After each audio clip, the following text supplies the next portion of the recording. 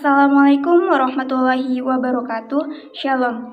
Om Swastiastu, Namo Buddhaya, salam kebajikan. Perkenalkan, nama saya Leni Hidayanti dari Universitas Putra Bangsa, Prodi S1 Manajemen, kelas 2 MJRE. Video ini dibuat guna untuk memenuhi ujian akhir semester 2 pada mata kuliah pengantar bisnis dengan tema manajemen pemasaran. Manajemen pemasaran adalah proses merencanakan, mengorganisir, dan mengendalikan semua aktivitas yang terkait dengan penjualan dan distribusi produk atau layanan. Hal ini termasuk semua aktivitas yang mempromosikan produk atau layanan seperti penelitian pasar, penentuan harga, distribusi, dan promosi. Tujuan dari manajemen pemasaran adalah untuk memahami kebutuhan dan keinginan konsumen dan mengembangkan strategi untuk memenuhi kebutuhan tersebut dengan cara yang efektif dan efisien. Hal ini melibatkan penggunaan berbagai alat dan teknik seperti riset pasar, analisis kompetitif, dan analisis SWOT untuk mengidentifikasi peluang dan tantangan potensial.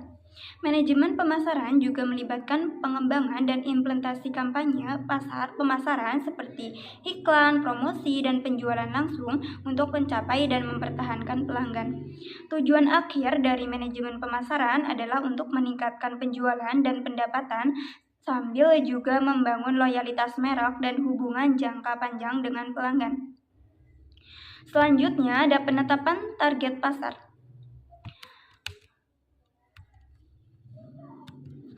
Penetapan target pasar di sini ada dua, yaitu identifikasi pasar dan segmentasi pasar.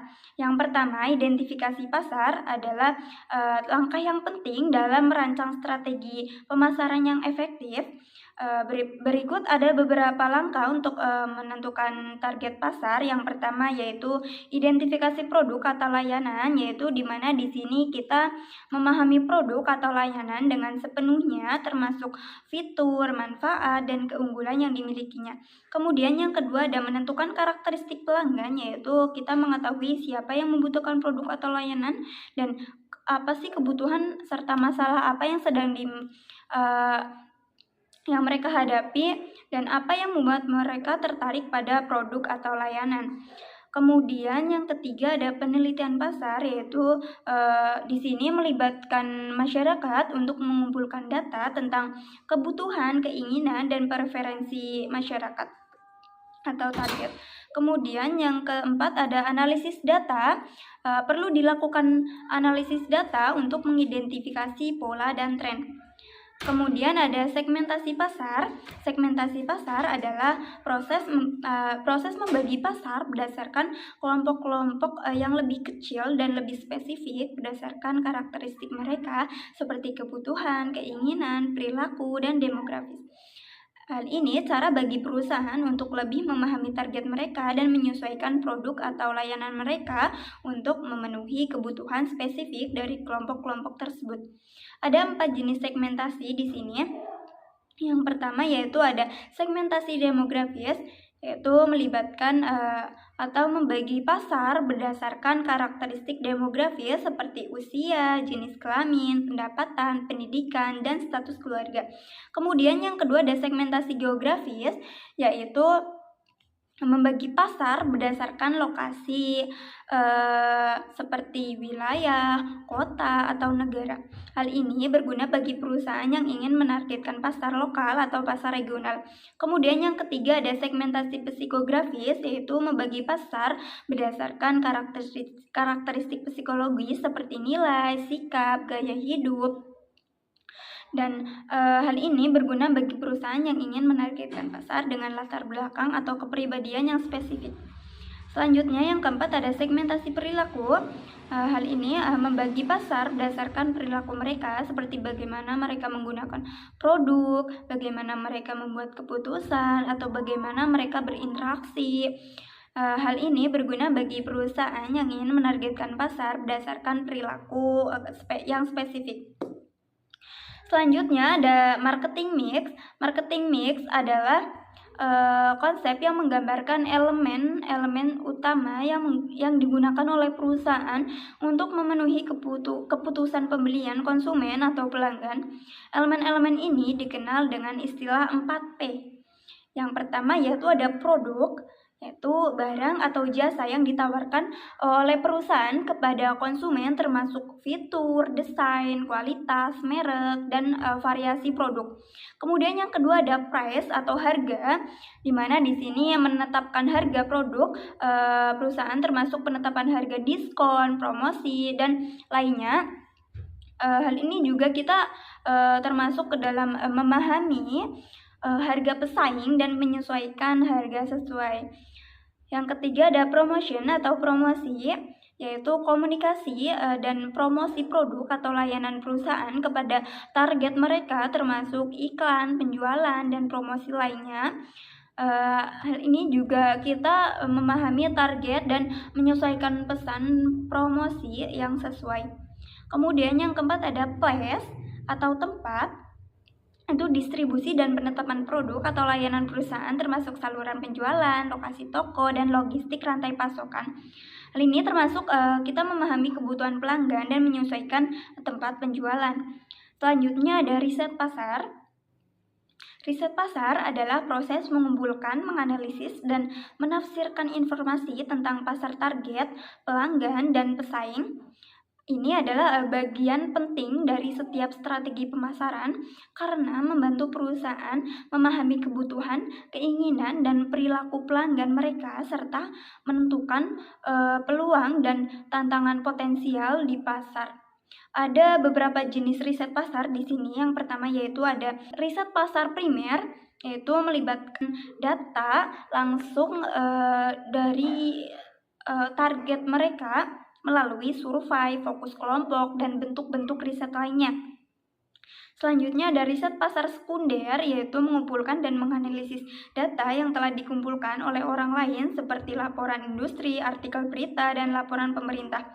Kemudian yang ketiga ada riset pasar kualitatif, yaitu mengumpulkan data yang lebih deskriptif dan subjektif tentang target seperti pendapat, sikap, dan pengalaman mereka.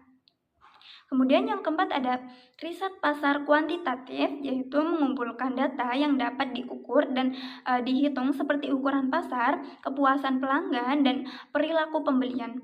Hal ini melibatkan survei, kuesioner, dan bentuk-bentuk riset lainnya. Riset pasar adalah alat yang sangat berguna bagi perusahaan untuk mengembangkan dan menerapkan strategi pemasaran mereka dan dapat membantu mereka membuat keputusan yang lebih terinformasi dan efektif. Selanjutnya ada branding. Branding adalah proses menciptakan dan membangun brand dan melibatkan mengidentifikasi dan mengekspresikan nilai dan kepribadian brand melalui semua elemen, termasuk interaksi pelanggan. Brand adalah identitas unik dan menarik dari produk atau layanan merek perusahaan, termasuk elemen-elemen seperti nama merek, logo, warna, dan pesan. Ada beberapa jenis branding di sini. Yang pertama yaitu branding produk, yaitu menciptakan dan membangun brand untuk produk atau layanan tertentu, termasuk mengekspresikan nilai dan kepribadian produk melalui elemen-elemen seperti nama merek, logo, warna, dan pesan. Kemudian yang kedua ada branding merek, yaitu menciptakan dan membangun brand untuk merek perusahaan secara keseluruhan dan mengekspresikan nilai dan kepribadian merek melalui elemen-elemen seperti nama merek, logo, warna, dan pesan. Kemudian yang ketiga ada branding merek pribadi, menciptakan dan membangun brand untuk individu atau tokoh publik tertentu, termasuk nilai dan kepribadian individu melalui elemen-elemen seperti nama, penampilan, dan pesan. Branding adalah alat yang sangat berguna bagi perusahaan untuk membentuk layanan mereka dari pesaing dan untuk membangun loyalitas dan hubungan yang kuat dengan pelanggan. Hal ini dapat membantu perusahaan menciptakan dan mempertahankan brand yang kuat dan menarik, yang dapat membantu mereka mencapai tujuan pemasaran mereka dan meningkatkan profitabilitas mereka. Selanjutnya ada hubungan perusahaan dan konsumen melalui manajemen pemasaran. Manajemen pemasaran dapat digunakan untuk membangun dan mempertahankan hubungan yang kuat antara perusahaan dan konsumen dengan melibatkan dan memahami kebutuhan, keinginan, dan perilaku konsumen, serta mengembangkan strategi pemasaran yang disesuaikan untuk menjangkau dan memikat konsumen. Ada beberapa cara di mana manajemen pemasaran dapat digunakan untuk membangun dan mempertahankan hubungan yang kuat antara perusahaan dan konsumen, yaitu yang pertama ada membangun brand yang kuat. Manajemen pemasaran dapat digunakan untuk menciptakan dan membangun brand yang kuat dan menarik yang dapat membantu perusahaan membedakan diri dari pesaing dan membangun loyalitas dan hubungan yang kuat dengan pelanggan. Kemudian yang kedua, membangun hubungan yang personal. Manajemen pemasaran dapat digunakan untuk menciptakan dan mempertahankan hubungan yang personal dengan konsumen melalui pesan yang dipersonalisasi dan interaksi yang disesuaikan. Kemudian yang ketiga, membangun kepercayaan. Manajemen pemasaran dapat digunakan untuk membangun kepercayaan dengan konsumen melalui transparansi, keterbukaan, dan komunikasi yang jujur. Yang keempat, membangun loyalitas. Manajemen pemasaran dapat digunakan untuk membangun loyalitas dengan konsumen melalui penghargaan, insentif, dan program loyalitas. Kemudian yang kelima ada membangun citra merek yang positif. Jadi manajemen pemasaran dapat digunakan untuk membangun citra merek yang positif melalui iklan, promosi, dan interaksi lainnya yang menampilkan nilai dan kepribadian brand. Secara keseluruhan, manajemen pemasaran dapat digunakan sebagai alat yang kuat untuk membangun dan mempertahankan hubungan yang kuat antara perusahaan dan konsumen dan dapat membantu perusahaan mencapai tujuan pemasaran mereka dan meningkatkan profitabilitas mereka. Selanjutnya ada komunikasi promosi produk. Komunikasi promosi produk adalah proses mengidentifikasi dan mengkomunikasikan nilai dan manfaat produk atau layanan perusahaan kepada target. Hal ini mengekspresikan fitur dan manfaat produk serta mengidentifikasi dan menangani kebutuhan dan keinginan target. Di sini ada beberapa cara di mana komunikasi promosi produk dapat dilakukan. Yang pertama ada iklan. Iklan dapat digunakan untuk mengkomunikasikan nilai dan manfaat produk kepada target melalui iklan televisi, radio, cetak, seperti koran, dan online, dan masih banyak lainnya. Kemudian yang kedua ada promosi. Promosi dapat digunakan untuk mengkomunikasikan nilai dan manfaat produk kepada target melalui diskon, penawaran khusus, dan promosi lainnya. Kemudian yang ketiga ada penjualan. Penjualan dapat digunakan untuk mengkomunikasikan nilai dan manfaat produk kepada audiens target melalui demonstrasi produk, penawaran khusus, dan interaksi lainnya. Kemudian yang keempat ada media sosial. Media sosial dapat digunakan untuk mengkomunikasikan nilai dan manfaat produk kepada target melalui postingan, iklan, dan interaksi lainnya. Yang kelima ada email, yaitu dapat digunakan untuk mengkomunikasikan nilai dan manfaat produk kepada target melalui newsletter, penawaran khusus, dan pesan lainnya. Kemudian yang keenam ada acara, dapat digunakan mengkomunikasikan nilai dan manfaat produk kepada target melalui acara, promosi, demonstrasi produk, dan acara lainnya. Kemudian yang ketujuh ada pemasaran konten, yaitu dapat digunakan untuk mengkomunikasikan nilai dan manfaat produk kepada target melalui postingan blog, video, dan konten lainnya.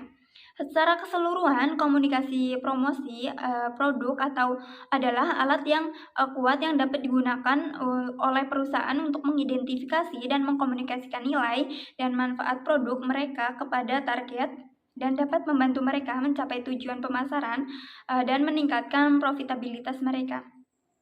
Selanjutnya ada distribusi dan penetapan harga. Di sini distribusi dan penetapan harga adalah dua elemen penting dari persamaan mix dan melibatkan mengidentifikasi dan mengekspresikan nilai dan kepribadian produk atau layanan perusahaan kepada target.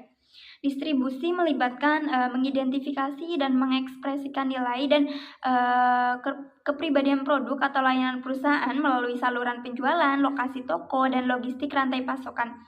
Ini termasuk memahami kebutuhan dan preferensi pelanggan dan menyesuaikan tempat penjualan yang sesuai. Penetapan harga melibatkan penetapan harga produk atau layanan perusahaan, termasuk penetapan harga, diskon, dan promosi.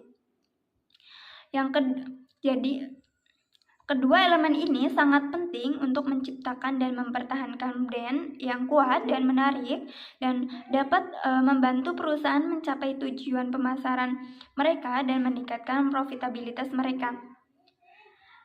Selanjutnya ada evaluasi manajemen pemasaran. Evaluasi manajemen pemasaran adalah proses mengevaluasi dan mengevaluasi kembali keberhasilan dan efektivitas strategi pemasaran perusahaan.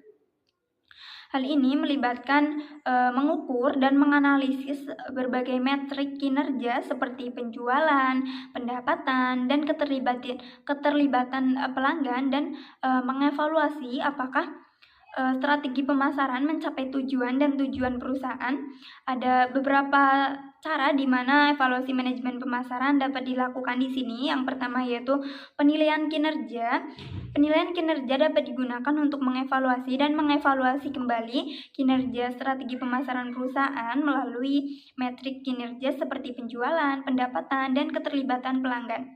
Kemudian yang kedua ada penilaian pesaing. Penilaian pesaing dapat digunakan untuk mengevaluasi dan mengevaluasi kembali kinerja strategi pemasaran perusahaan melalui analisis pesaing dan identifikasi peluang untuk peningkatan. Kemudian yang ketiga ada penilaian pelanggan, yaitu dapat digunakan untuk mengevaluasi dan mengevaluasi kembali keterlibatan dan loyalitas pelanggan melalui survei fokus kelompok dan metrik lainnya. Kemudian yang keempat ada penilaian keterlibatan media sosial. Penilaian keterlibatan media sosial dapat digunakan untuk mengevaluasi dan mengevaluasi kembali keterlibatan dan dampak strategi pemasaran perusahaan melalui analisis keterlibatan media sosial dan metrik lainnya. Secara keseluruhan, evaluasi manajemen pemasaran adalah alat yang kuat yang dapat digunakan oleh perusahaan untuk mengevaluasi dan mengevaluasi kembali kinerja dan efektivitas strategi pemasaran mereka dan dapat membantu mereka mencapai tujuan pemasaran mereka dan meningkatkan profitabilitas mereka. Jadi kesimpulan dari pembahasan kali ini, kita dapat mengambil suatu kesimpulan bahwa untuk